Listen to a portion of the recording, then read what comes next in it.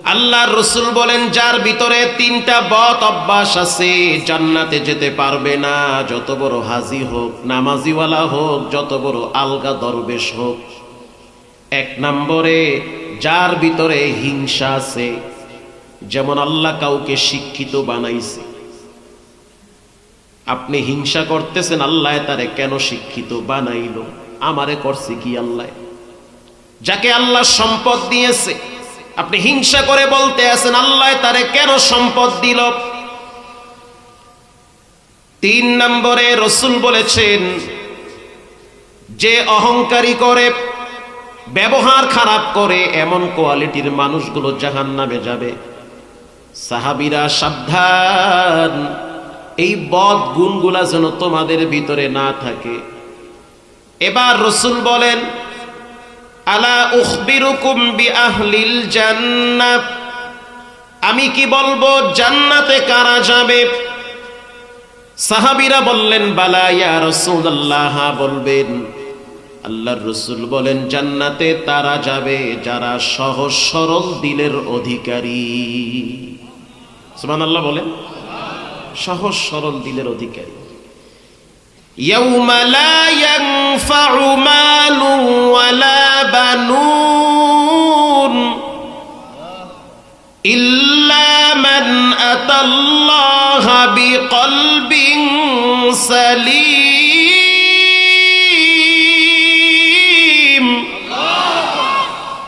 আল্লাহ আল্লাহ মিকুনাত লাইলু নাহার, আল্লাহ আল্লাহ মিকুনাত শামসু হাজার। আল্লাহ বলেন, কিয়ামতের ময়দানে মাল কাজে আসবে না, সন্তান কাজে আসবে না। সন্তান কাজে আসবে না, কয় কি সন্তান কাজে আসবে না, মরার পরে সন্তান কাজে আসবে না। এখন আল্লাহর প্রতিনিধি হিসাবে আমি বলি, ভাই মরার পরে তো দূরের কথা, বাপ মা বাচ্চা থাকতেই তো ছেলে মেয়ে অনেক সময় কাজে আসে না। জি, সকালবেলা বাবা তার ছেলের হাত ধরে ধরে কোচিং এ নিয়ে যায়, প্রাইভেটে নিয়ে যায়, স্কুলে নিয়ে যায়। বাবায় 20 টাকা বাঁচায়া সেই টাকা দিয়া কোচিং ফি দেয়, টিফিন ফি দেয়। বাবায় চাকরি করে একটা ফার্মে অথবা কোম্পানিতে।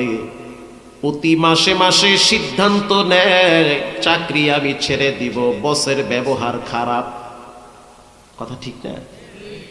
সারাদিন ক্লান্ত শ্লান্ত শরীর নিয়ে যখন ঘরে আসে, সন্তানের চেহারা দেখার সাথে সাথে চিন্তা করে, চাকরি যদি ছেড়ে দেয় আমার ছেলেটার টাকা কে দিবে।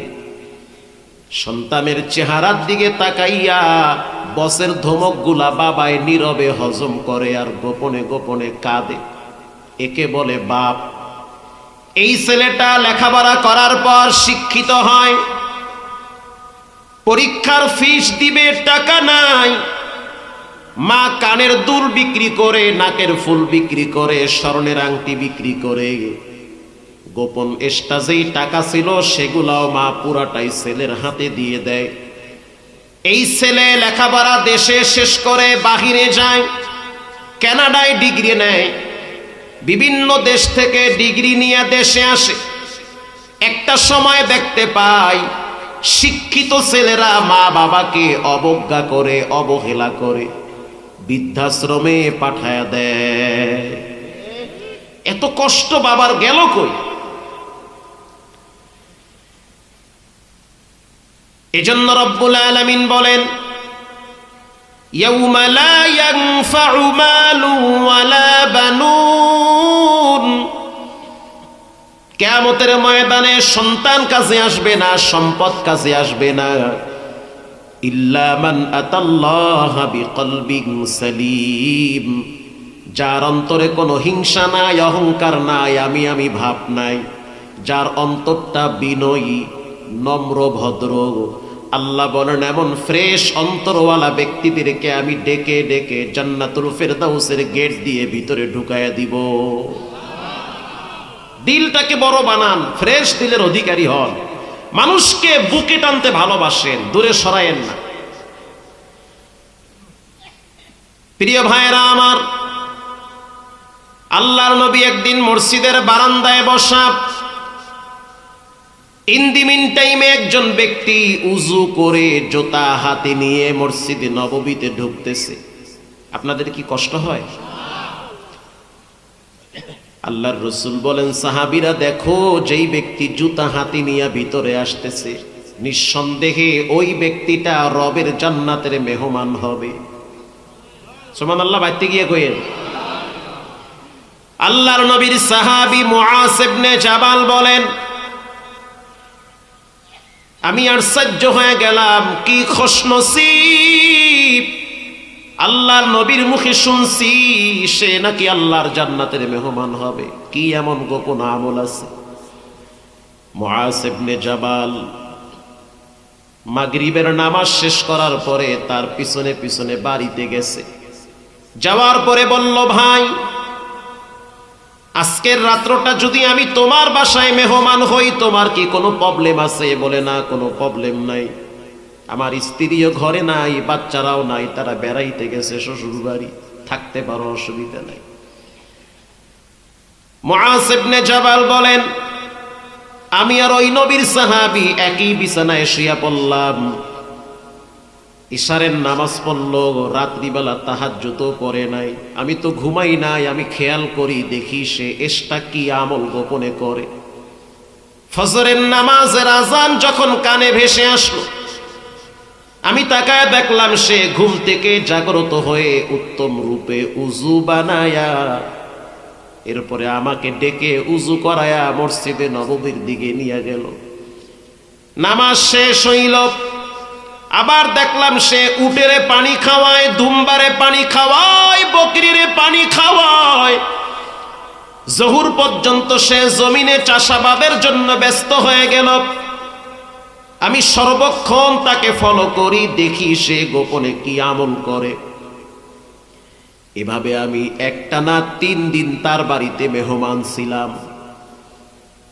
মেহমান হওয়ার পরে 4র্থ দিন আসরের নামাজের পরে তার হাত আমি চেপে ধরলাম আর বললাম, ও নবীর সাহাবী, 3টা রাত তোমার সাথে ছিলাম, 3 দিন তোমার সাথে ছিলাম, বাড়তি কোনো আমল দেখি নাই। টাইম মতো ফরজ সালাত আদায় করেছ, জমিনে কাজের জন্য বিচরিত হয়েছ। সত্য করে বলো, এর বাইরে কোনো এক্সট্রা কোনো গোপন আমল আছে কিনা? ওই সাহাবী বলল, মানেটা কি, কারণ কি, সত্য করে তুমিও বলো। মুআজ ইবনে জাবাল বলেন, রাসূলের মুখে শুনছি তুমি নাকি আল্লাহর জান্নাতের মেহমান হবে, তুমি জান্নাতি মানুষ। ওই সাহাবী বলতে আছে, আল্লাহর নবীর মুখে যদি শুনে থাকো, এটা আমার জন্য খুশনসিব। মুআজ ইবনে জাবাল বলেন, আমি তাকে আবার প্রশ্ন করলাম, ভাই, সত্য করে বলেন, আমার অগোচরে কোনো আমল করছেন কিনা? সে বলল, না, বাড়তি কোনো আমলের সময় পাই না আমি। রাসূলের মুখে যদি শুনে থাকো যে আমি জান্নাতি মানুষ, তাহলে আমার দিল বলে একটা কারণে হয়তো আমারে জান্নাতি দিয়েছে, সেটা হলো আল্লাহর জাত ও সিফাতের শপথ করে বলি, আমার দিলের ভিতরে কারো প্রতি হিংসা বিদ্বেষ নাই। আর জোরে সুবহানাল্লাহ।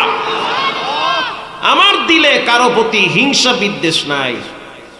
মুআজ ইবনে জাবাল বলেন, ওই সাহাবীর নাম হলো সাদ বিন আবি ওয়াক্কাস রাদিয়াল্লাহু তাআলা আনহু। জান্নাতের 10 জন সাহাবী জান্নাতে যাবে গ্যারান্টি পেয়েছে, আশারায়ে মুবাশশারা, তার ভিতরে সেও একজন। এজন্য অন্তরে হিংসা রাখা যাবে না। ইয়াউমা লা ইয়ানফাউ মালু ওয়ালা বানুন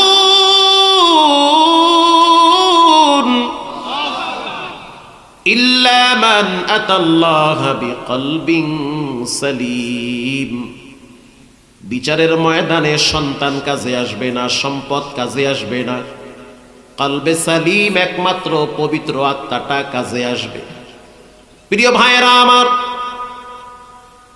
ওই মা বাবার কপাল কত খারাপ, যেই মা বাবা সকালবেলা ছেলে মেয়েদেরকে কোচিং এর জন্য ধমক দেয়, অথচ নামাজের জন্য ধমক দেয় না। প্রাইভেটে না গেলে মা বাবার মেজাজ গরম হয়, কোচিংয়ে না গেলে বাবায় রাগান্বিত হয়, মেয়েটা যদি প্রাইভেটে না যায় মায়ের মেজাজ গরম হয়, কোচিংয়ে না গেলে মা বাবা দুইজনই রাগ করে, কারে আমি খাওয়াই, টাকা যায় কোথায়, এত কষ্ট করি কাদের জন্য। সকালবেলা মা তার মেয়েকে নিয়ে প্রাইভেটে যায়, কোচিংয়ে যায়, স্কুলে পাঠায়, বাপ তার সন্তানকে নিয়ে কোচিংয়ে যায়, প্রাইভেটে যায়, অথচ ছেলে মেয়ে উপযুক্ত হয়েছে, প্রাপ্ত বয়স্ক হয়েছে, বয়স 12 ক্রস করেছে, নামাজ ফরজ, আমল নামা জারি হয়ে গেছে, মা বাবা প্রাইভেট আর কোচিং এর জন্য যেই পরিমাণ ধমক দেয়, শাসন করে, এর অর্ধেক নামাজের জন্য শাসন করে না।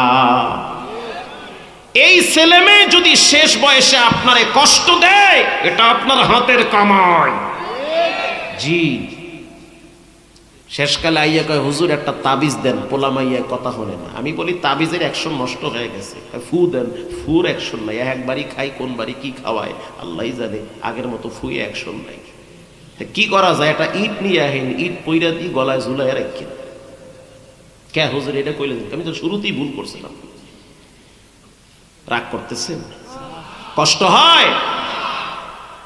হযরত ওমর রাদিয়াল্লাহু তাআলা আনহুর দরবারে এক বাবায় গেছে মামলা নিয়ে। আমিরুল মুমিনিন, আমার সন্তান কথা শোনে না, খাওন পরন দেয় না, কথা শোনে না, খাওন পরন দেয় না। ওয়ুনুল হিকায়াতে আসছে, হযরত ওমর ওই বাপরে ডাক দিছে, এদিকে আসো।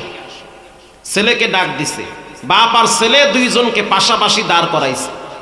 এবার হযরত ওমর বলতেছে, এই যুবক, এই মুরব্বি কি হয়? বলে আমার আব্বা হয়। খাওন পরন দাও না? কয় না দেই না। করি আল্লাহ, কত বড় সাহস, ডাইরেক্ট কয় না দেই না। কেন দেও না? আমার মনে অনেক কষ্ট আছে। আচ্ছা, কষ্টের কথা পরে, তোমার তো এখন বিচার হবে। বাবারে খাওন পরন দাও না, বাবারে দেখতে চাও না। এবার যুবক বলে, আমিরুল মুমিনিন, যদি মনে কিছু না নেন, কষ্ট না নেন, তাহলে আমি 2-4টা প্রশ্ন করতে চাই, বিচার করবেন, ঠিক আছে? বাদী বিবাদী দুইজনের বক্তব্য শুনে আপনাকে বিচার করতে হবে। 1 নম্বরে আপনি বলেন, দুনিয়াতে বাপ আগে আসছে না ছেলে আগে আসছে? আপনারা কি মনে করেন, কে আগে আসছে? ও, এটাও দেখি বুঝেন, মাশাআল্লাহ। দুনিয়াতে বাপ আগে আসছে। প্রথম বাবার নাম কি? আদম আলাইহিস সালাম। এবার হযরত ওমর রাদিয়াল্লাহু তাআলা আনহু বলেন, দুনিয়াতে বাপ আগে আসছে, তো জানতে চাই দায়িত্ব বাবার আগে না ছেলের আগে? বাবার আগে। আমিরুল মুমিনিন, বাবার কি কি দায়িত্ব জানায় দেন, আমিও জানি, আমার আব্বাও জানুক। হযরত ওমর রাদিয়াল্লাহু তাআলা আনহু বলেন, বাবার 3টা দায়িত্ব। বলেন কয়টা? 1 নম্বরে বাবার দায়িত্ব সন্তানের জন্য ভালো একটা মা নির্ধারণ করা। কারণ বাচ্চাটা যেই মহিলাটার পেটে থাকবে, পেটটা যেন ভালো হয়। এমন একটা যুগে বসবাস করি, যেই যুগে মা বোন না, সবাইরই কম বেশি অনেকে আছে যাদের লজ্জা শরম নষ্ট হয়ে গেছে। আগে দেখছি মা খালাদের পেটে বাচ্চা আসলে, পেট বড় হইলে ঘরে আড়াল হইতো, আর এখন দেখি পেট আর শরীর সহ রাস্তায় নামে। পেট সহ ফেসবুকে আলহামদুলিল্লাহ ছাড়িয়ে দেয় যে আইতে আছে। অথচ বদ নজরওয়ালাদের চোখ পড়লে পেটের বাচ্চা উল্টা পাল্টা হবে, এইটাও বোঝে না।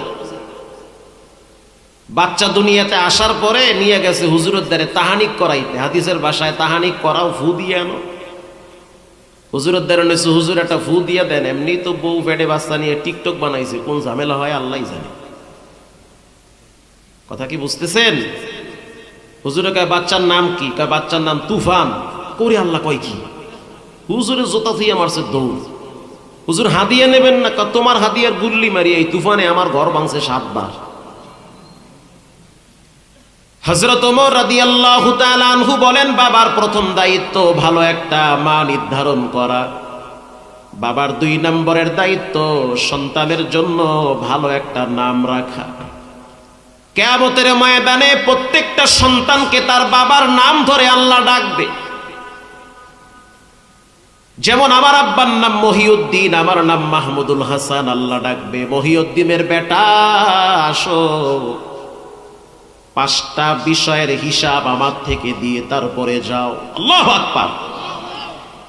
এবার আমার সন্তানকে ডাকবে, আসো মাসরুল হাসান, মাহমুদুল হাসানের বেটা মাসরুল হাসান, আসো, 5টা জিনিসের হিসাব আমার কাছ থেকে দিয়ে যাও। লা তাজুলু কদমা ইবনু আদম ইয়াউমাল কিয়ামা। রাসূল বলেন, কিয়ামতের দিন 5টা জিনিসের হিসাব আল্লাহ নিবে। 5 জিনিসের হিসাব না দেওয়া পর্যন্ত এক চুল পরিমাণ মানুষ লড়তে পারবে না। 1 নম্বরে, লম্বা একটা হায়াত দিছি, এই হায়াতটারে কোথায় নষ্ট করছো পৃথিবীর কেউ না বুঝলেও একজন বুঝেন, তিনি হলেন কে? 2 নম্বরে, তোমাকে যৌবন দিয়েছি, যৌবনটা কোথায় ব্যয় করলা? 3 নম্বরে, কেমনে পয়সা কামাইছো? 4 নম্বরে, কেমনে পয়সা ব্যয় করছো? 5 নম্বরে, তোমাকে যেই জ্ঞান দিয়েছি সেই জ্ঞান অনুযায়ী কতটুকু না আমল করেছো।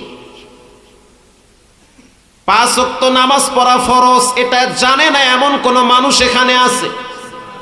5 ওয়াক্ত নামাজ পড়া ফরজ, এই জ্ঞান আমাদের আছে না নাই? আল্লাহ বলবে, জানো? কয় হ জানি। তো কেন মানলি না? আউয়ালু মা ইউহাসাবু বিহিল আবদু ইয়াউমাল কিয়ামাতিস সালাহ। কিয়ামতের দিন সর্বপ্রথম হিসাব হবে নামাজের। যেই যুবক নামাজের হিসাব ফেল করবে, আল্লাহর কসম বাকি সবগুলা হিসাবে সে ফেল করবে।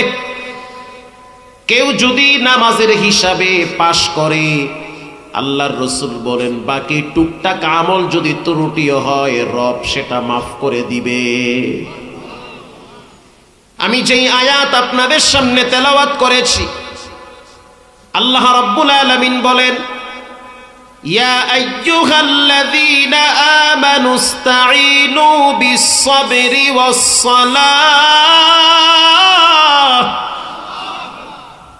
পৃথিবীর মানুষ, তোমরা আল্লাহর কাছে সাহায্য চাবা 2টা জিনিসের মাধ্যমে। 1 নম্বরে নামাজ, 2 নম্বরে ধৈর্য। আলোচ্য বিষয় হলো নামাজ আর ধৈর্য। আল্লাহর কাছে সাহায্য চাওয়ার মাধ্যম হলো 2টা। বলেন কয়টা? আরো জোরে বলেন।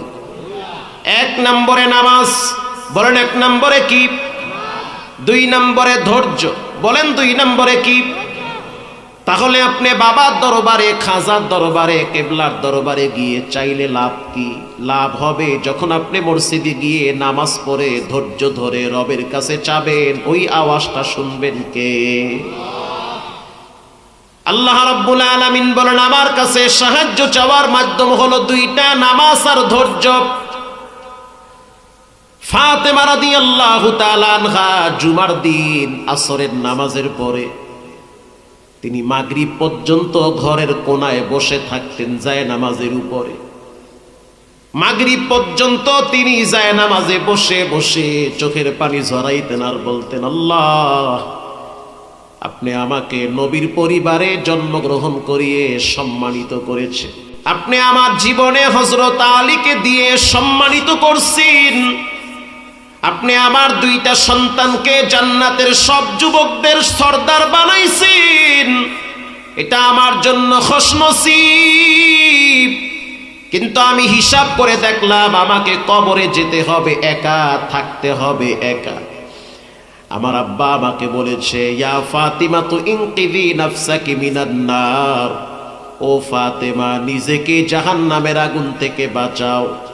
কে কার কন্যা, কে কার স্ত্রী, কে কার মা, কবরে পরিচয় চলবে না। পরিচয় একটা, তোমার জীবনে নামাজ আর ধৈর্য আছে কিনা। আল্লাহু আকবার। হাদিসের কিতাব খুললে পাওয়া যায়, ফাতেমা রাদিয়াল্লাহু তাআলা আনহা, পর্দার ভিতরের মা বোন যারা আছেন দিলের কান লাগায় শোনেন, জুমার দিন আসর থেকে মাগরিব পর্যন্ত জায়নামাজে বসে আল্লাহর কাছে দোয়া করতেন আর চাইতেন। মাগরিবের নামাজের পরে রবের দরবারে লং টাইম তিনি হাত তুলে কাঁদতেন। আল্লাহর কাছে সব নবীরা চাইছি, বাবা আদম আলাইহিস সালাতু ওয়াস সালাম তিনিও আল্লাহর কাছে সাহায্য চেয়েছে। রব্বানা যালামনা আনফুসানা ওয়া ইল্লাম তাগফির লানা ওয়া তারহামনা লানাকুনান্না মিনাল খাসিরিন। আয় আল্লাহ, আমি আমার নফসের উপরে জুলুম করছি, আমারে মাফ করে দেন। আল্লাহু আকবার। মুসা আলাইহিস সালাম আল্লাহর কাছে দোয়া করে ফকিরের মতো, ইন্নী তুবতু ইলাইক, আমি তওবা করতেছি, তুমি আমারে মাফ করে দাও। যতবার আমি বলছি রব্বি আরনি, তোমারে দেখতে চাই, তুমি বারবার বলেছো লাং তারানি, মুসা তুমি আমারে দেখতে পারবা না। তারপরও বলছি আমি দেখতে চাই, কিন্তু দেখতে পারি নাই। পুরা তুর পাহাড়ে নূরে ভস্মিত হয়ে গেছে।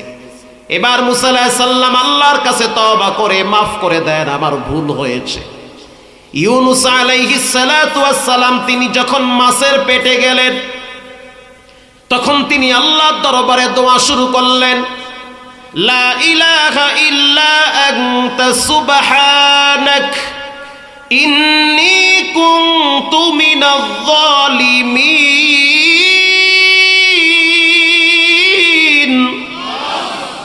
আয় আল্লাহ, আমি তওবা করতেছি, আমি আমার নফসের উপরে জুলুম করেছি, আমাকে মাফ করে দেন। আল্লাহ বলেন, ফাস্তাজাবনা লাহু ওয়া নাজ্জাইনাহু মিনাল গাম ওয়া কাযালিকা নুনজিল মুমিনিন। যখন তুমি মুসিবতে পড়বে, বিপদে পড়বে, যেখানেই থাকো, ডাক যদি রবকে দাও, সেই আওয়াজ শুনবেন কে? শুধু তাই না, পৃথিবীতে এমন কোন নবী নাই যেই নবী রবের কাছে ক্ষমা চায় নাই। শুধু তাই না, ইব্রাহিম আলাইহিস সালাতু ওয়াস সালাম যখন তিনি তার বাবাকে তাওহীদের দাওয়াত দিতেছে, ইয়া আবাতি, ও আমার বাপ, লিমা তা'বুদু মা লা ইয়াসমা, যেই মূর্তির সামনে দাঁড়াইয়া মাথা নত করছেন, সেই মূর্তি কানেও শুনে না, চোখেও দেখে না, কেন আপনি নিজের হাতে মূর্তি বানাইয়া আবার তার সামনে মাথা নত করেন? যখন আপনার কাছে কোনো মুসিবত আসবে, তখন তো এই দেবদেবীরা আপনাকে বাঁচাতে পারবে না। কিন্তু ইব্রাহিম আলাইহিস সালাতু ওয়াস সালামের বাপ নমরুদের চামচামি করতে গিয়া তার ছেলের উপরে ক্ষিপ্ত হয়েছে। এটার দ্বারা প্রমাণিত হয় হেদায়েতের মালিক নবীদের হাতে না, হেদায়েতের মালিক কে? এমনও হতে পারে আপনার ঘরের পুরা পরিবারটাই আল্লাহর দুশমন হতে পারে, আপনাকে একাই লড়তে হবে আল্লাহর পক্ষে। যেই শিক্ষা অতীতের সব নবীর থেকে আল্লাহ দিয়েছে। আল্লাহর রসুল তার চাচাকে কোলে শোয়ায়া কানের কাছে মুখ নিয়ে বলে যে আপনি একটা বার বলেন যে আমি আল্লাহর রসুল, আব্দুহু ওয়া রাসূলু, এইটুক বলেন, কিয়ামতের ময়দানে আমি আপনার গলায় গামছা লাগাইয়া টানতে টানতে জান্নাতে নিয়ে যাব। কেউ শুনবে না। বলেন সেই চাচা কালেমা পড়েছে? পড়ে নাই।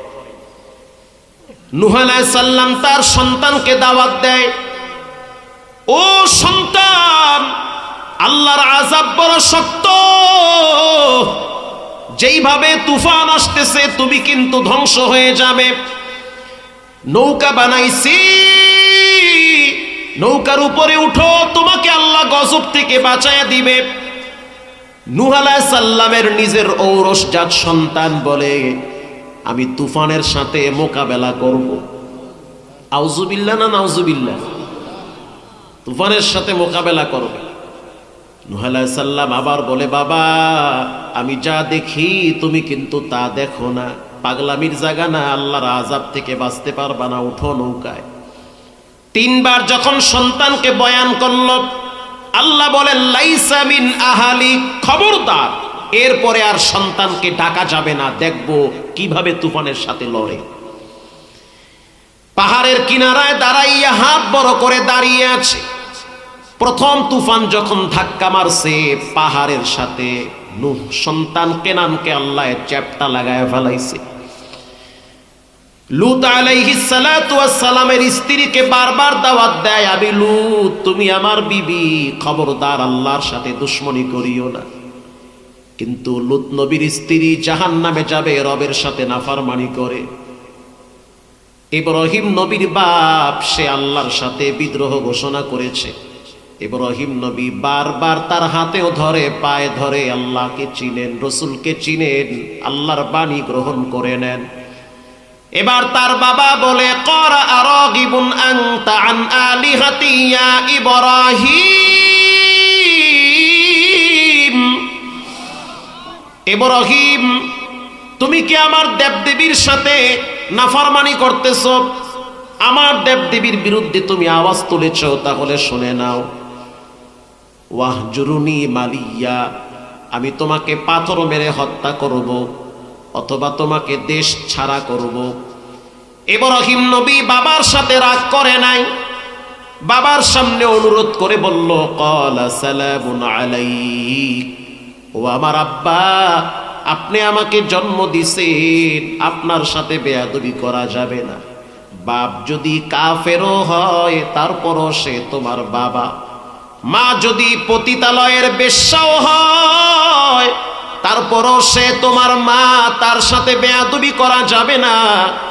বাপ যদি সমাজের নিকৃষ্ট ব্যক্তিও হয় তারপরও সে তোমার বাবা, তার সাথে বেয়াদবি না করার ঘোষণা দিয়েছেন কে? বাপ যতই খারাপ হোক, মা যতই খারাপ হোক, তারপরও সে তোমার মা, সে তোমার বাবা। মরার পরে বিচার করবে আল্লাহ, তুমি বিচার করতে যাইও না। এবার ইব্রাহিম নবী তার বাবারে নসিহত করেন, ক্বালা সালামুন আলাইক, আব্বা আমি আপনার সাথে ঝগড়া করব না। সাআস্তাগফিরু লাকা রাব্বি ইন্নাহু কানা বি হাফিয়া, আমি আপনার জন্য আল্লাহর কাছে ক্ষমা চাইতেই থাকবো। আল্লাহ আপনি আমার আব্বারে মাফ করেন, দোয়া করতেছে ইব্রাহিম নবী, কারণ বাপ তো মুশরিক। কথা কি বুঝতেছেন? দোয়া করতেছে। আল্লাহ রাব্বুল আলামিন বলেন ইব্রাহিম এই দোয়া কবুল হবে না, কারণ হেদায়েতের মালিক তুমিও না, হেদায়েতের মালিক কে? কিয়ামতের ময়দানে তাফসীরে রুহুল মানিতে আসছে, কিয়ামতের ময়দানে ইব্রাহিম নবীর চেহারা অন্ধকার হয়ে যাবে বাবার টেনশনে। আমার আব্বায়ে কই? আজকে আল্লাহ না জানি আমার আব্বারে কোন শাস্তি দেয়। আল্লাহ রাব্বুল আলামিন ইব্রাহিম নবীর বাবাকে একটা প্রাণীর আকৃতি দান করবে। শুধু তাই নয়, জাহান্নামের ফেরেশতারা সেই প্রাণীটিকে জাহান্নামের মাঝখানে ফালাবে। ইব্রাহিম নবীর চেহারায় যেন বাবার আকৃতি না দেখে, কারণ বাবারে দেখলে তো তার মায়া লাগবে। তাহলে চিন্তা করে দেখেন, প্রত্যেক নবীরা তো ক্ষমা চাইছেন একজনের কাছে, তিনি হলেন কে? এবার বুখারী শরীফের হাদিস শুনেন। মা আয়েশা বলেন একদিন রাত্রিবেলা প্রচুর ঠান্ডা পড়তেছে, কুয়াশার কারণে মদিনার অলিগলি একেবারে অন্ধকার হয়ে গেছে, কিচ্ছু দেখা যায় না, প্রচুর শীত। আমি ওই সময় বুঝতে পারলাম আমার হাতের ভিতরে একটু পানি লাগছে। আমি মনে করলাম মশকের পানি বুঝি আমার বিছানায় পড়ে গেছে। আমি আর রসুল একই বিছানায় শুইছি, কিন্তু আমার হাতে পানি লাগলো, পানি কোথা থেকে আসলো? আমি ডাইনে তাকায় দেখতেছি মশকের ভিতরে পানি জমা আছে, কিন্তু এই পানি কোথা থেকে আসলো?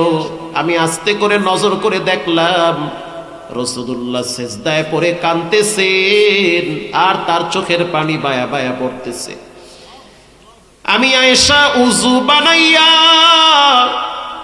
এরপরে আমি মনে করলাম রাসূলুল্লাহ বুঝি সিজদার ভিতরে মারা গেছে। জনান্তু হাত্তা কাবদাতার রূহাহু, আমি মনে করলাম রাসূল বুঝি সিজদার ভিতরে মারা গেছে। আমি পায়ের ভিতরে হাত দিয়ে একটু ডলা মারছি, আল্লাহর নবীর পাও নড়ে না, বডিও নড়ে না, পুরা শরীর মনে হয় মৌমাছির চাকের মতো জমে আছে। আল্লাহু আকবার! কি নামাজ, কি রবের দরবারে সাহায্য! আমি আয়েশা লম্বা টাইম নবীজির পিছনে দাঁড়াইছিলাম। এরপরে আমি দেখলাম রাসূলুল্লাহ মাথাটা সিজদার থেকে উঠাইল। এরপরে আল্লাহর হাবিব লম্বা টাইম তিনি বসে বসে দোয়া পড়ল। ডানে বামে সালাম ফিরাবার পর আমি আয়েশা তাকায় দেখলাম রাসূলুল্লাহর চোখের অশ্রু বায়া বায়া, দাড়ি ভিজে, জামা ভিজতেছে। আমি প্রশ্ন করলাম, মা ইউবুকিকা ইয়া নবী আল্লাহ, এত কেন কাঁদেন? আপনার চোখের অশ্রু কেন বেয়ে বেয়ে পড়ে? আল্লাহর রাসূল বলেন, আফালা কুনু আবদান শাকুরা, আমি কেন আল্লাহর শুকরগুজার বান্দা হব না? আল্লাহর নবী রবের দরবারে শুকরিয়া আদায় করে নামাজ পড়ে, আর আমাদের দেশের মুসলমানের সন্তানরা বিবাহের অনুষ্ঠানে শুকরিয়া আদায় করে গান বাজনা ডেকসেট বাজায়া। পোলারে মুসলমানি করাইছে, এর লেগে 3টা ডেক্স আইন না ধুমায়া হিন্দি গান বাজাও, বরকত বাড়াইবে। আছে না নাই? এবার আপনারা বলেন, সাহায্য চাইতে হবে একজনের কাছে, তিনি হলেন কে? আল্লাহর দরবারে সাহায্য চাওয়ার মাধ্যম 2টা। 1 নম্বরে নামাজ। বলেন 1 নম্বরে কি? মুকুম চুস্তি নামাজে পানজে গানা ফাওয়াইলুল লিল মুসাল্লিনাল্লাযিনা। শ্রেষ্ঠ ইবাদত নামাজ। নামাজ এমন একটা ইবাদত, নামাজের দ্বারা কি হয়? নামাজের দ্বারা শরীরের সবচেয়ে বড় ব্যায়াম হয়। এটা দুনিয়াবি লাইনে উপকার। নামাজের দ্বারা কি হয়? নামাজের দ্বারা আখিরাতের লাইনে আল্লাহ তাআলা তার রিজকে প্রশস্ততা দান করে। নামাজের দ্বারা কি হয়? নামাজের দ্বারা প্রথমে তার দিলে আল্লাহ মানসিক শান্তি দেয়। যেই লোকটা ফজরের নামাজ পড়ে, ওর দিলে যেই শান্তি, যে ফজর পড়ে না ওরে কোটি টাকার মালিক বানাই তো এত শান্তি পাইবে না। ওর টেনশন থাকে, জোহরের আগে যদি মরণ হয় তো কোন চেহারা নিয়ে আল্লাহর সামনে খাড়াইবে। নামাজের বিভিন্ন কোয়ালিটি আছে, মুসল্লিদের ভিতরেও যেমন কোয়ালিটি আছে, নামাজেরও বিভিন্ন ভাগ আছে।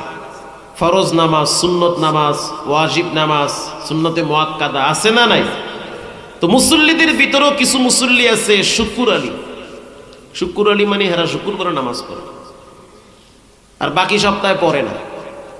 আবার এই শুকুর আলীর মধ্যে 2টা ভাগ আছে। একটা ভাগ হয়েছে এরা খালি ফরজটা কোনো মতে খুতবার আগে গিয়ে হাজিরা দেয়, এরপরে সালামটা ফিরাইয়া আর একজনের জুতা নিয়ে দৌড় মারে। কথা কর না কা?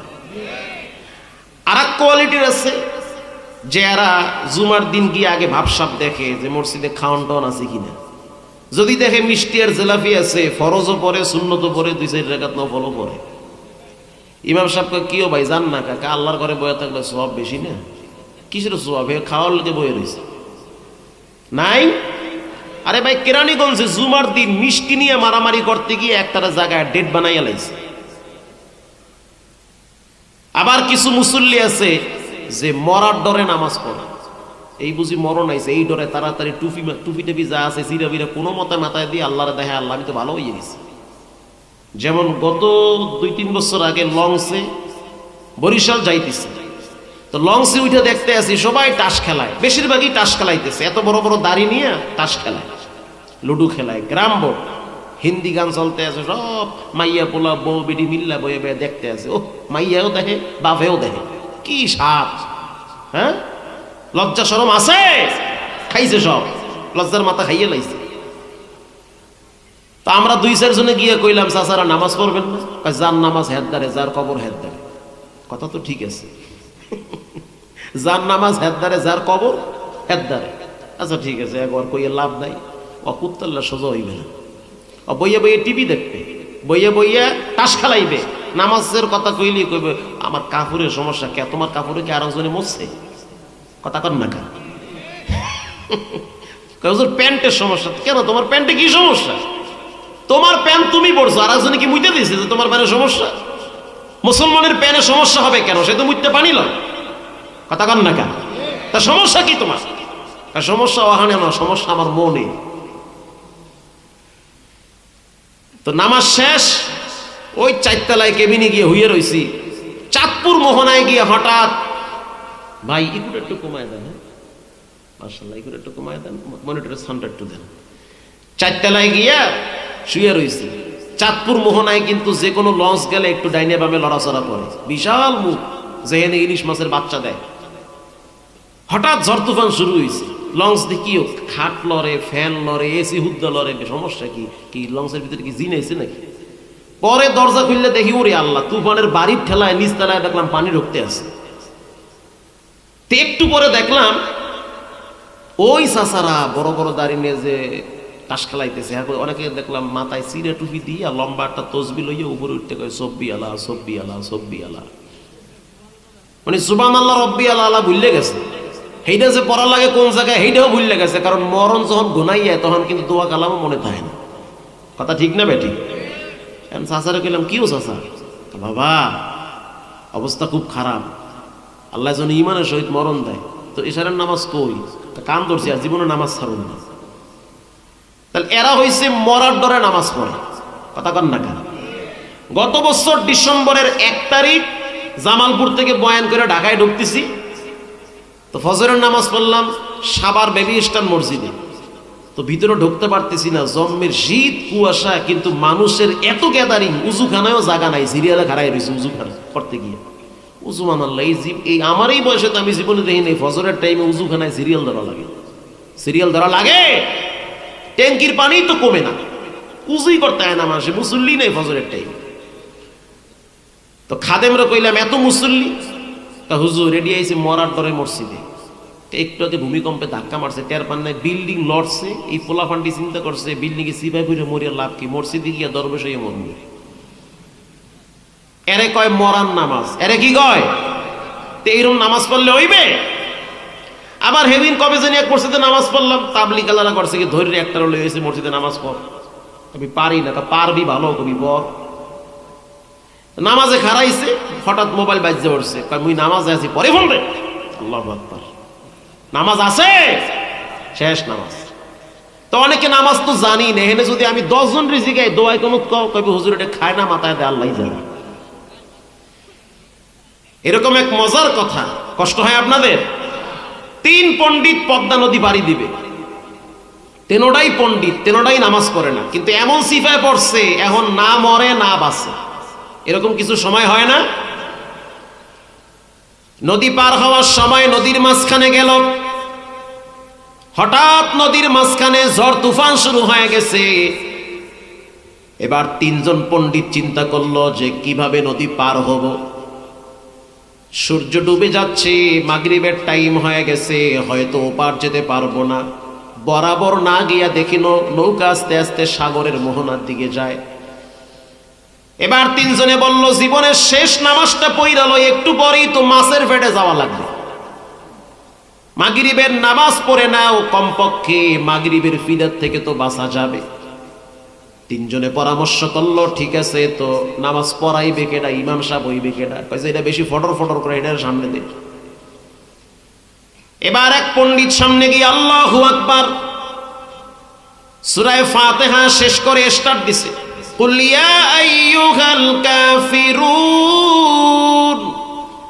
যেই কইছে কাফিরুন, হঠাৎ নদীর মাঝখানে তুফান আর একটা আইয়া জোরে মারছে বাড়ি। পিছনে যেই 2 জন খারাইছে এরাও কিন্তু পণ্ডিত, একটা আর একটার এক বুদা দিয়ে কয় সব তো ইয়া খারাইস, তুফানে বাড়ি মারছে। পাশের দায় কয় এ মগা, নামাজে কথা কইলে নামাজ থাহে কন? যেটা আগে কইছে অন নামাজ আছে, পাশে যেটা কয় নামাজ আছে অন নামাজ আছে। ইমাম সাহেব পিছনে চাইয়া কয় ও কথা কইছে কইছে, তুই কইছো না? নামাজ একজনেরটাও আছে, শেষ নামাজ। এজন্য আল্লাহর রাসূল বলেন সল্লু কামা রাআইতুমুনি উসাল্লি, তোমরা নামাজ পড়ো নবী যেভাবে নামাজ পড়ছে সেইভাবে। আল্লাহর নবী যখন নামাজে দাঁড়ায় থাকতো, পাখি আইসা ঘাড়ের উপরে পড়তো, নবীও লড়তো না, পাখিও লড়তো না। হযরত আলী রাদিয়াল্লাহু তাআলা আনহুর পায়ের ভিতরে তীর ঢুকে গেছে, সাহাবীরা চিন্তায় পড়ে গেল, তীর টানলে তো হযরত আলীর জান বের হয়ে যায়। আল্লাহর রাসূল বলল যখন আলী নামাজে দাঁড়াবে তখন তীরটাই না খুইলা ফেলাবে। হযরত আলী যখন নামাজে দাঁড়াইছে, সাহাবীরা আয়েশা তীরটাই না খুইলা ফেলাইছে, আলীর কোনো খবরই নাই। একে বলে নামাজ, একে বলে নামাজ, একে বলে নামাজ। রাসূলুল্লাহর 2 জন সাহাবীকে মুজাহিদদের তাবু পাহারা দেওয়ার জন্য দাঁড় করায়া দিছে। একজনের নাম সাদ বিন আবি ওয়াক্কাস রাদিয়াল্লাহু তাআলা আনহু, আরেকজনের নাম তালহা রাদিয়াল্লাহু তাআলা আনহু। 2 জন সাহাবী চিন্তা করলো 2 জনেই যদি পাহারা দেই হয়তো ঘুম চলে আসবে। তার চেয়ে একজন ঘুমাও আর একজন দাঁড়ায় দাঁড়ায় মুসলমানদের তাবু পাহারা দাও। সাদ বিন আবি ওয়াক্কাস ঘুমায় গেল। আল্লাহর নবীর সাহাবী তালহা রাদিয়াল্লাহু তাআলা আনহু চিন্তায় পড়ে গেল, সে তো ঘুমাইছে, আমি দাঁড়ায় না থাইকা তার চেয়ে আমি নামাজে দাঁড়ায় থাকি। সে এবার নামাজে দাঁড়িয়ে আছে। ইন দি মিন টাইমে বেঈমানদের তীর বিদ্ধ হচ্ছে, তারা দূর থেকে তীর মারতেছে হযরত তালহা রাদিয়াল্লাহু তাআলা আনহুকে টার্গেট করে। এক একটা তীর আইসা তালহা রাদিয়াল্লাহু তাআলা আনহুর পিঠের উপরে পড়তেছে, রক্ত বেয়ে বেয়ে পড়তেছে, তারপরেও নামাজ ছাড়ে না। কারণ তখনও পর্যন্ত উজুর মাসআলা হয় নাই যে উজু নষ্ট হয়ে যাবে রক্ত বায়া বায়া পড়লে, ওই মাসআলা তখনও ক্লিয়ার হয় নাই। লম্বা টাইম তিনি নামাজে তেলাওয়াত করলো, নামাজ ছাড়ে না। আর আমাদের দেহে যদি একটা মশা পারে মুহূর্তের ভিতরে 3 হাত লাফ দেয়, ঠিক না ঠিক? আবার অনেক মুসল্লি আছে নামাজে দাঁড়ায়া ঘড়ির দিকে তাকায়া থাকে। ইমাম সাহেব যদি কেরাত লম্বা লয়, পিছনে কয়েকজন খাড়ায়া খাড়ায়া জোরে জোরে কাশ দেয়, তার মানে হুজুর চায়ের দোকানে ছবি শেষ হইতে আছে, তাড়াতাড়ি নামাজ শেষ করে। কথা ঠিক না ঠিক? এবার এই সাহাবী দ্রুত নামাজ শেষ করে দিল, কারণ তার টেনশন, রক্ত যদি সব পড়ে যায় না জানি আমি অসুস্থ হয়ে যাই। তিনি যখন নামাজ দ্রুত কমপ্লিট করলেন, সাদ বিন আবি ওয়াক্কাসকে ডাকলেন। তাকায়া দেখলো দেহের রক্ত বায়া বায়া পাহাড় ভিজতেছে। প্রশ্ন করলো, তুমি নামাজ কেন ছাড়ো নাই? তালহা রাদিয়াল্লাহু তাআলা আনহু বলেন, নামাজে দাঁড়াইয়া কোরআন তেলাওয়াত করতে এত মজা। বাচ্চারা যেমন আইসক্রিম খাইতে মজা পায়, স্বাদ পায়, জিহ্বায় লাগায়, এর চেয়ে বেশি মজা নামাজে দাঁড়ায়া কোরআন তেলাওয়াত করতে। রমজান মাসে বাইতুল্লাহ শরীফে আমি প্রায় যাই। 30 লক্ষ মুসল্লি বাইতুল্লাহ দাঁড়াইয়া আল্লাহর কোরআনের তেলাওয়াত শুনে 3 ঘন্টা লাগে তারাবি নামাজ শেষ হইতে, একটা মানুষও কাশাকাশি করে না। যখন শায়েখ আব্দুর রহমান তেলাওয়াত করে মনে হয় যেন সবেমাত্র আল্লাহর কোরআন নাজিল হইতেছে।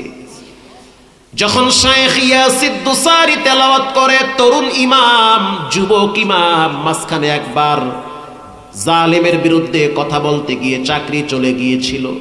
আল্লাহর দয়ায় আবার তার চাকরি পুনর্বহাল হয়েছে। বর্তমান বাইতুল্লাহ শরীফের একজন পাওয়ারফুল ইমাম শায়েখ ইয়াসিদ দুসারি। যেই রাস্তা দিয়ে হেঁটে যায় মানুষরা ওই রাস্তার ধুলাগুলা বুকে লাগায়। এই রাস্তা দিয়ে কোরআন হাইটা গেছে, তাজা কোরআন। নবীর যুগে কোরআন শুনি নাই।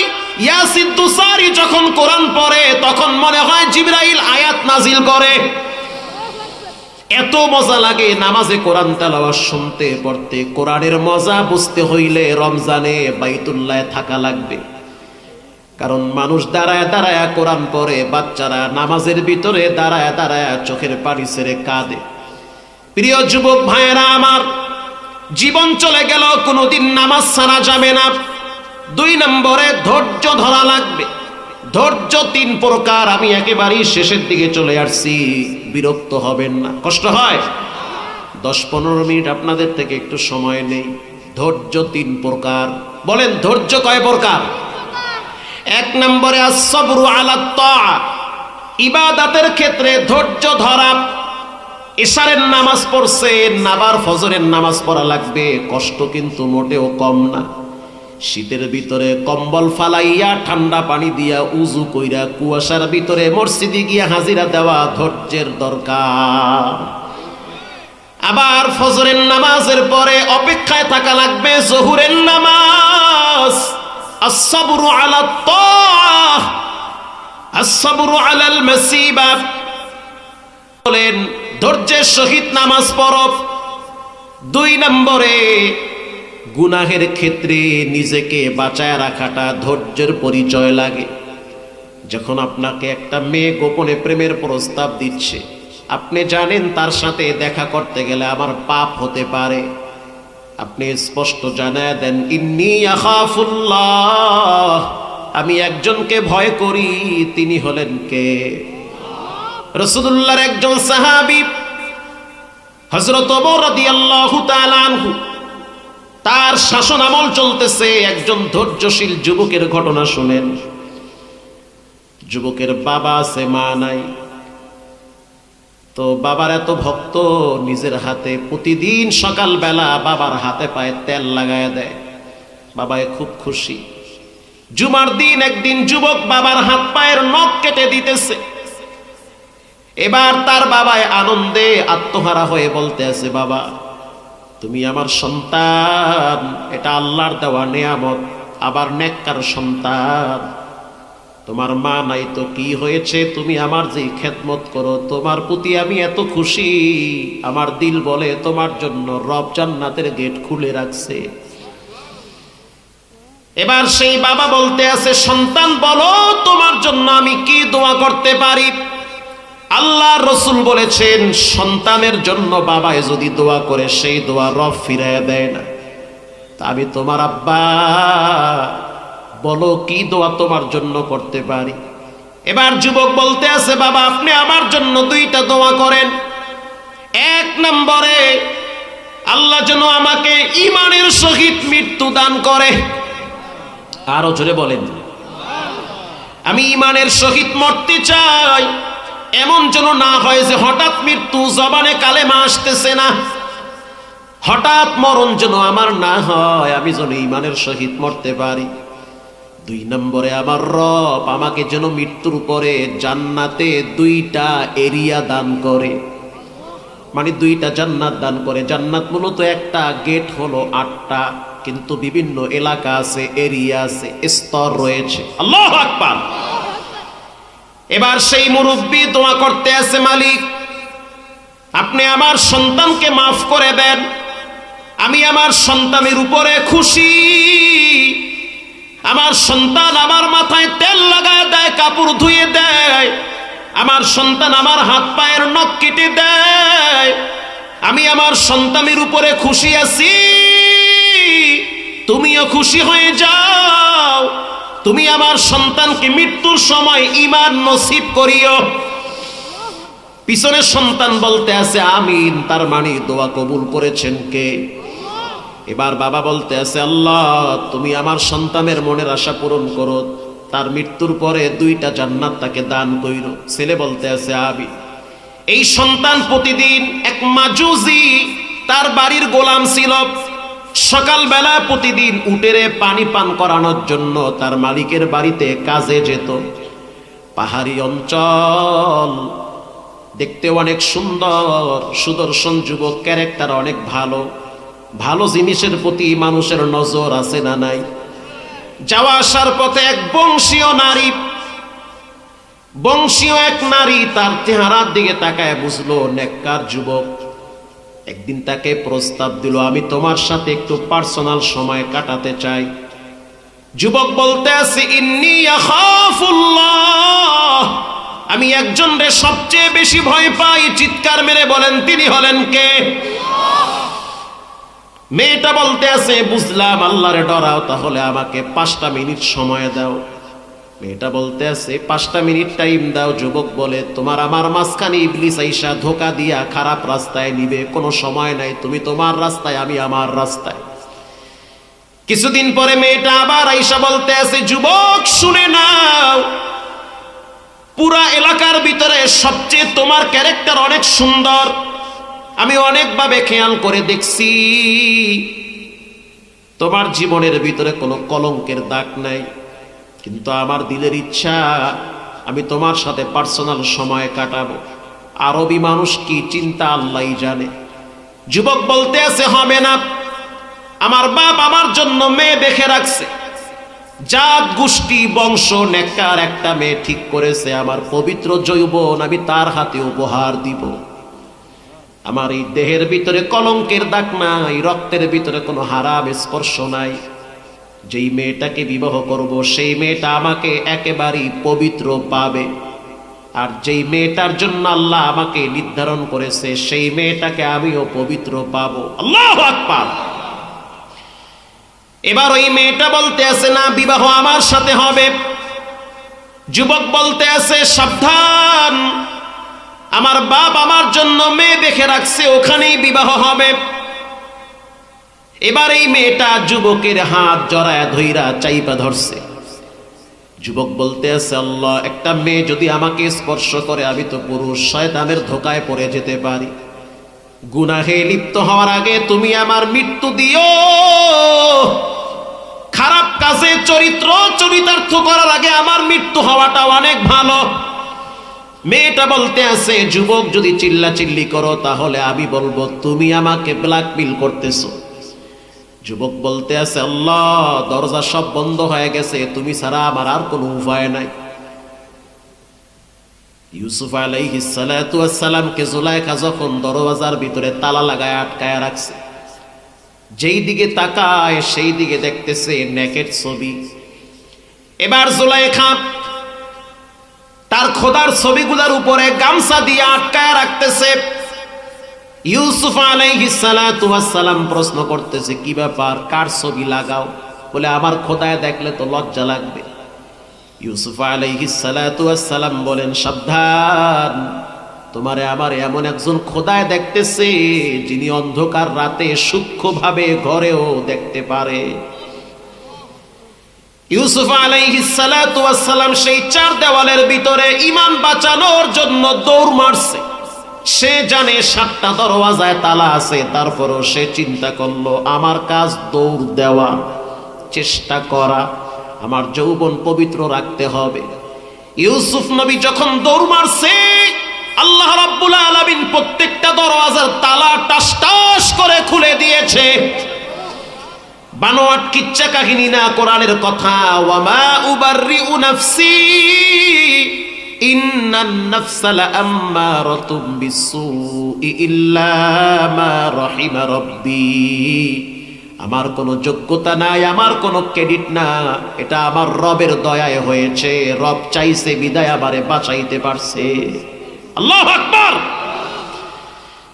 এবার ওই যুবক বলতে আছে, আল্লাহ আমারে বাঁচান, না হয় আমারে মৃত্যু দেন, আমি মরতে চাই, আমি ঈমানের সহিত মরতে চাই, তারপরও আমি হারাম জিনিস স্পর্শ করতে চাই না। আল্লাহ রাব্বুল আলামিন কখনো কখনো বান্দার দোয়া বিনা পর্দায় কবুল করে। বুখারী শরীফে আসছে, বান্দা যেই দোয়াটাই করে সাথে সাথে কবুল হয়ে যায়। আল্লাহ কবুল করেছেন। যুবকের শরীরে জ্বর চলে আসছে, মুহূর্তের ভিতরে মেয়েটা হাতটা ছাইরা দিছে। কি ব্যাপার, কারেন্টের মতো শর্ট করলে কেন? জ্বরে হাত দিতে পারে না। এবার মেয়েটা চিন্তায় পড়ে গেল, না জানি কি হয়েছে। যুবক ওখানে বসে পড়ল, মেয়েটা ভয়তে চলে গেল। যুবক এবার চেহারাটা বাইতুল্লাহর দিকে ফিরায়া কালেমা পড়তে পড়তে শেষ নিঃশ্বাস ত্যাগ করেছে। এলাকার মানুষগুলা ঈশা ধইরা তারে গোসল করাইয়া, এরপরে কাপনের কাপন পেঁচাইয়া লাশ ফালায়া রাখছে। যুবকের বাপ লাঠিতে ভর দিয়া দিয়া পাহাড়ি অঞ্চলে লাশ দাফন করতে যখন বাপ নিজে কবরে নামছে, বুড়া মানুষ চোখের পানি ঝরতেছে আর বলতে আছে, আল্লাহ, আমি বুড়া মানুষ, আমার তো মরণ আগে হওয়ার কথা, কিন্তু আমার অল্প বয়সী বাচ্চাটারে নিয়ে গেলা, কোনো আফসোস নাই, তোমার পক্ষ থেকে এটা পরীক্ষা। কবরে লাশ রাখতেছে আর মুরব্বীর চোখের অশ্রু বায়া বায়া পড়তেছে। ডাইনে একবার হাত দেয়, বামে হাত দেয় আর বলে, মাটি, আমার সন্তানটারে চাপ দিবি না। আল্লাহু আকবার। লাশ দাফন হয়ে গেল, মুরব্বী চলে গেল মসজিদে নববীতে। গিয়া দেখলো হযরত ওমর রাদিয়াল্লাহু তাআলা আনহু তার ইমামতিতে নামাজ হচ্ছে। এবার হযরত ওমরের পিছনে নামাজ শেষ করে পিছনে বসে আছে। পিছনে বসে থাকার পর হযরত ওমর তাকায় দেখলো অনেক দূরের মানুষ, লাঠি একটা পাশে, কালো একটা চাদর গায়ে দেওয়া। হযরত ওমর নামাজের মুসাল্লা থেকে উঠা তার কাছে গিয়ে বলল, কোথা থেকে আসছেন আপনি? বলে, আমি পাহাড়ি অঞ্চল থেকে আসছি। আপনার সন্তানের নাম কি? যখন বলল, আমার সন্তানের নাম হলো আব্দুল্লাহ বিন আওয়াম আল বুখারী, আমি অনেক দূরের মানুষ, এখানে আইসা বসত বাড়ি করছি। হযরত ওমর রাদিয়াল্লাহু তাআলা আনহু বলতে আছে, তোমার ছেলেকে তো আমি চিনি, তার চরিত্রের ঘেরান পুরা মদিনার মানুষের নাকে নাকে লাগানো আছে। তোমার সন্তানকে আমি চিনি, তার চরিত্রের ঘেরান পুরা মদিনার মানুষের নাকে নাকে লাগানো আছে। উত্তম চরিত্রের অধিকারী। কই তোমার সন্তান? বলে ওমর, আমার সন্তান তো কবরে গেছে।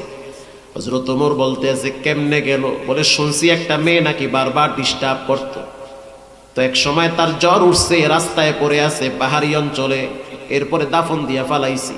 হযরত ওমর বলতে আছে আমারে কেন বললা না? আমি তো তোমার সন্তানের জানাজায় অংশগ্রহণ করতাম। চলো তোমার সন্তানের কবরের কিনারায় যাই। যখন কবরের কিনারায় গেল, হযরত ওমর দাঁড়ায়া কোরআন থেকে একটি আয়াত পড়ল, ওয়া আম্মা মান খাফা মাকামা রাব্বিহি ওয়া নাহান নাফসা আনিল হাওয়া। আল্লাহর ভয়তে যারা গুনাহ থেকে নিজেরে বাঁচায় রাখে, আল্লাহ তাদেরকে মাওয়া নামক জান্নাত দান করে। এবার কবরের ভিতর থেকে যুবকের কণ্ঠের আওয়াজ রব্বুল আলামিন ভাসায়া দিছে। যুবক বলতে আছে ওয়ালিমান খাফা মাকামা রাব্বিহি জান্নাতান। ওরে ওমর শুনে নাও, গুনাহ থেকে বেঁচেছিলাম ধৈর্যের সহিত, ধৈর্য হারাই নাই। গুনাহ থেকে বেঁচে থাকাটা হলো সবচেয়ে বড় ধৈর্য। সুযোগ আছে ঘুষের বান্ডিল পকেটে নেওয়া, ধৈর্যের সহিত প্রত্যাখ্যান করা। কথা ঠিক না বেঠিক? সুযোগ আছে অনেক অপরাধ করা, কিন্তু ধৈর্যের সহিত নিজের থেকে ওগুলা বিদায় করা। আমার বাবার দোয়া কবুল হয়েছে, আমার রব আমাকে জান্নাতের ভিতরে দুইটা উত্তম স্তর দান করেছে।